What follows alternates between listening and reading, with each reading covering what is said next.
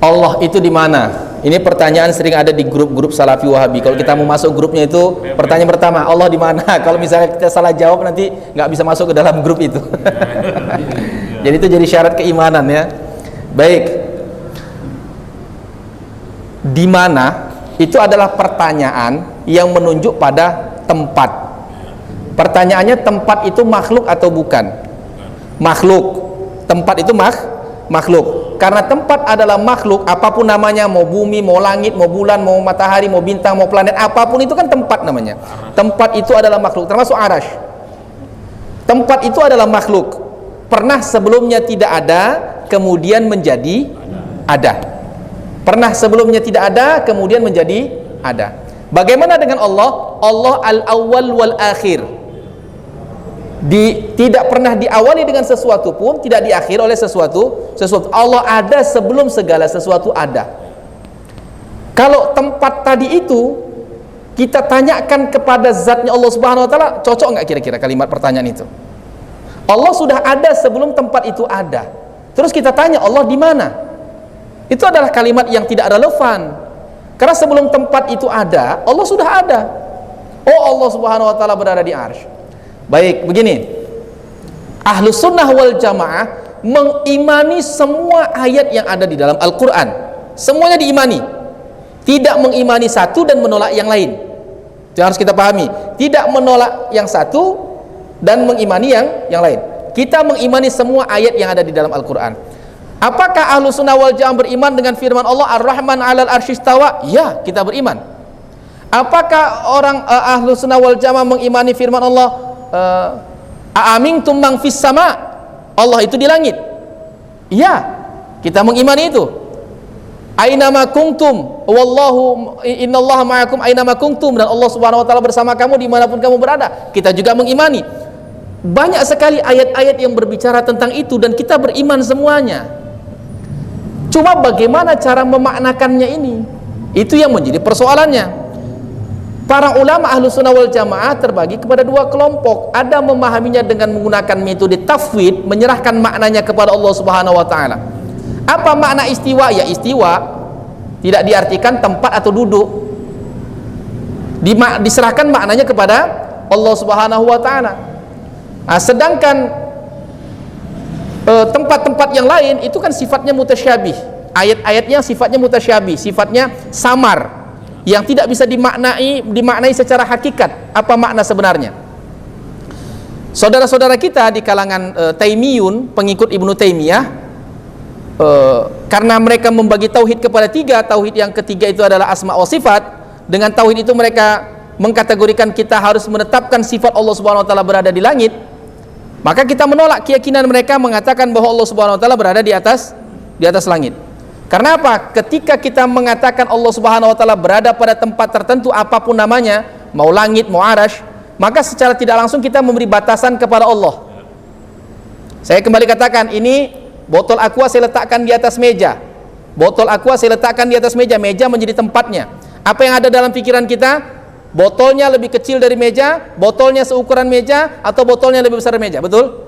Berarti mau besar mau kecil tetap botolnya punya ukuran. Kalau kita katakan Allah Subhanahu wa taala berada di atas arash, berarti Allah punya ukuran, bisa lebih besar, bisa lebih kecil, bisa seukuran dengan arash. Apalagi kalau kita katakan Allah itu di langit, kalimatnya fis sama, fi, menggunakan kata fi. Apa makna fi itu? Fi itu artinya di dalam. Berarti Allah diliputi oleh langit. Berarti sesuatu yang diliputi itu lebih kecil daripada yang meliputi. Kita mau berani mengatakan Allah lebih kecil ukurannya dari langit? Ayo. Jamaah yang dimuliakan Allah Subhanahu wa taala, oleh karena ayat-ayat itu mutasyabihat, ayat-ayatnya samar, yang tidak bisa dipahami secara hakikat, maka berlepas diri dari itu. Kita beriman dengan ayatnya, tapi kita serahkan maknanya kepada Allah Subhanahu wa taala. Makanya Syekh Nawawi Al-Jawi Al-Bantani di dalam beberapa kitab beliau, kitab Kasyifatus Saja, juga di dalam kitab Qatrul Ghaith, mengatakan bahwa orang yang meninggalkan 4 kata dalam bentuk pertanyaan ini, maka sempurnalah keimanannya. Apa pertanyaannya? Aina, wa kam, wa mata, Apalagi satu lagi. Itu. Aina, wa kam, wa mata. Aina, di mana Allah? Tinggalkan pertanyaan itu. Mata, kapan Allah? Tinggalkan pertanyaan itu. Apa lagi tadi? Aina, mata, kam, berapa Allah Subhanahu wa taala? Tinggalkan pertanyaan itu. Jadi kalau kita meninggalkan pertanyaan itu kepada Allah Subhanahu wa taala, maka sempurna keimanan kita. Kenapa?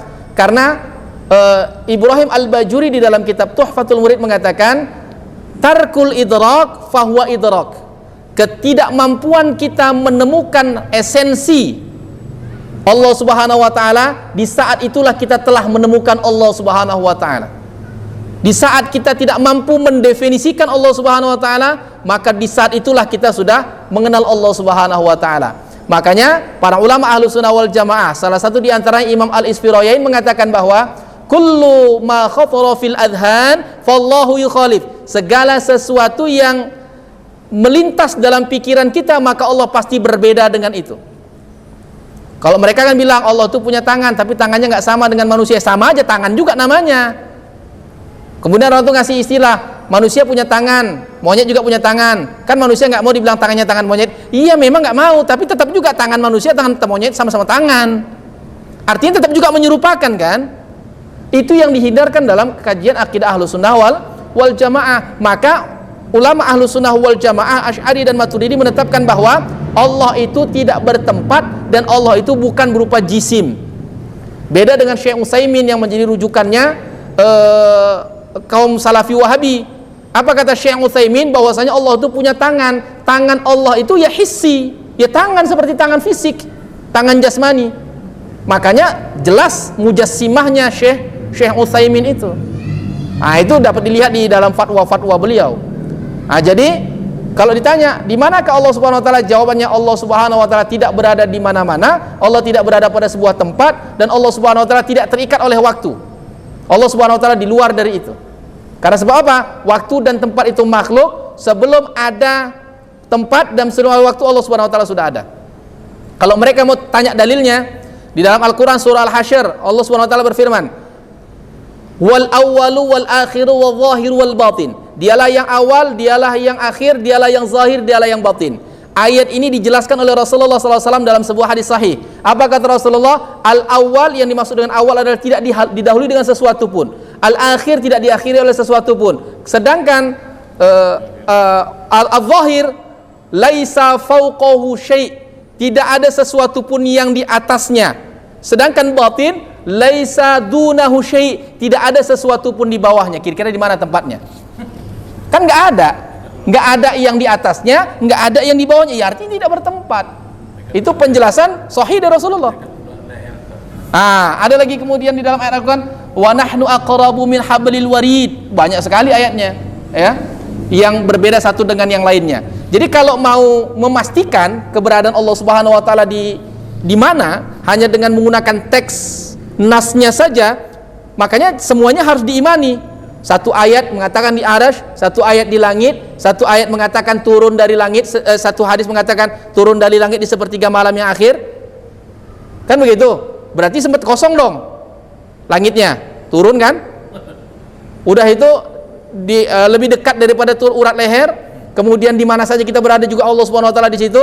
Dalam hadis yang lain juga dikatakan antara orang salat dengan arah kiblat itu Allah Subhanahu wa taala ada di antaranya. Ketika sujud adalah jarak terdekat seorang hamba kepada Tuhannya. Sekarang yang di mana posisinya? Ketika Nabi Musa alaihissalam disuruh untuk bertemu dengan Allah Subhanahu wa taala ke Bukit Tursina, sekarang kemana posisinya? Ayat ini kan beragam menunjukkan sebuah tempat. Makanya para ulama menjelaskan secara detail dan panjang lebar. Bagi yang memilih tafwid maka tidak ada penjelasan di sana. Tapi bagi yang memilih takwil, penjelasannya sangat panjang lebar sekali. Tujuannya apa? Untuk mensucikan Allah dari upaya pikiran kita menyerupakan Allah dengan makhluk. Maka segala sesuatu yang terpintas dalam pikiran kita itu, Allah pasti berbeda dengan itu. Jadi intinya, kalau ditanya di mana Allah, Allah tak bertempat. Ada perlu ditanya. Ada yang tak perlu ditanya. Malah pertanyaan itu sebenarnya pertanyaan yang berbahaya buat keimanan kita itu. Pertanyaan yang berbahaya buat kita. Makanya Syekh Nawawi mengatakan, tinggalkan 4 kata itu.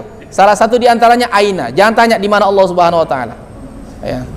Makanya Allah katakan tafakkaru fi khalqillah wala tafakkaru fi dzatillah. Rasulullah katakan tafakkaru fi khalqillah wala tafakkaru fi dzatillah, pikirkan saja alam ciptaan Allah ini. Jangan pikirkan zat Allah, tidak akan terjangkau kita itu. Justru kalau kita menganggap kita mampu menjangkaunya, di saat itulah kita sudah menghilangkan kemahakuasaan Allah Subhanahu wa taala. Allah itu kan maha kuasa, tak punya batas. Kita pula mampu menjangkaunya. Makanya saya selalu katakan, Bapak dan Saudara yang dimuliakan Allah Subhanahu wa taala, ketika hati kita ini dikotori dengan kecintaan kepada dunia, percayalah bahwa kita tidak akan pernah puas di dalam hidup ini. Kenapa? Hati kita itu begitu luas, dunia itu begitu kecil. Sesuatu yang luas dimasukkan benda kecil, berisik Pak, ribut. Tong besar masukkan besi kecil, digojakin itu, ribut. Makanya sering kita berkeluh kesah. Kenapa? Dunia yang ada di dalam hati kita. Coba masukkan sesuatu yang besar ke dalam hati kita yang dapat meringkupi semua isinya, insya Allah nggak ada keluh kesah. Apa itu? Allah Subhanahu wa taala. Jadi kalau Allah sudah masuk ke dalam hati kita tuh nggak ada ribut-ribut lagi, nggak ada keluh kesah lagi. Karena hati ini hanya cukup untuk meletakkan Allah Subhanahu wa taala. Kira-kira demikian. Wallahu a'lam bishawab.